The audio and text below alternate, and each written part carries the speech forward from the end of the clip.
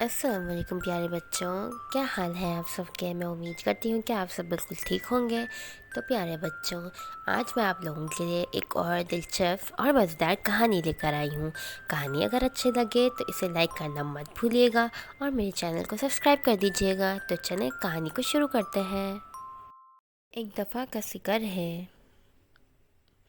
بہت زیادہ سردیاں پڑ رہی تھیں، ہر طرف دھند ہی دھند تھی، برف باری بھی بہت ہو رہی تھی۔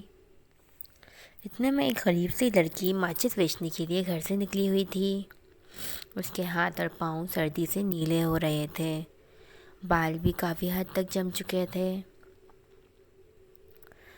اسے بے حد سردی لگ رہی تھی، مگر وہ گھر نہیں جا سکتی تھی، کیونکہ وہ یہ سوچ رہی تھی کہ میں گھر جا کر پاپا کو کیا جواب دوں گی کہ آج بھی میں نے ایک بھی ماچس نہیں بیچی۔ وہ بے حد پریشان تھی۔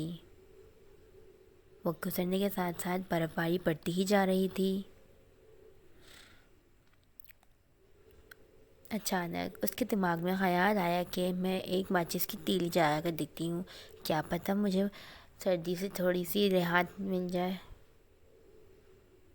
اس نے ماچس کی ایک تیلی جلائی۔ تیلی جلتے ہی اس نے دیکھا کہ وہ ایک گھر میں بیٹھی ہوئی ہے، جہاں پر پاس ہی ایک بڑی سی مرغی بن کر رکھی گئی ہے اور کمرے میں ہیٹر چل رہا ہے۔ مگر تھوڑی ہی دیر میں ماچس کی تیلی بجھ گئی۔ اس نے دوبارہ سے تیلی جلائی تو پھر اس نے دیکھا کہ وہ ایک گھر میں کھڑی ہے، جہاں ایک درخت رکھا ہوا ہے۔ وہ کرسمس ٹری تھا، اس میں طرح طرح کے ڈبوں میں گفٹ موجود تھے۔ اس نے جیسے ہی درخت کی شاخ پر ہاتھ رکھنا چاہا، ماچس کی تیلی بجھ گئی اور یہ منظر بھی غائب ہو گیا۔ اس نے دیکھا کہ آسمان سے ایک تارا ٹوٹ کر گر رہا ہے، یہ کسی کے مرنے کی نشانی ہے، یہ اس کی دادی نے بتایا تھا۔ اس لڑکی نے دوبارہ ماچس جلائی تو وہ جنت میں اپنی دادی کے پاس پہنچ گئی۔ اس نے اپنی دادی سے کہا، دادی جان مجھے اپنے ساتھ لے چلیں۔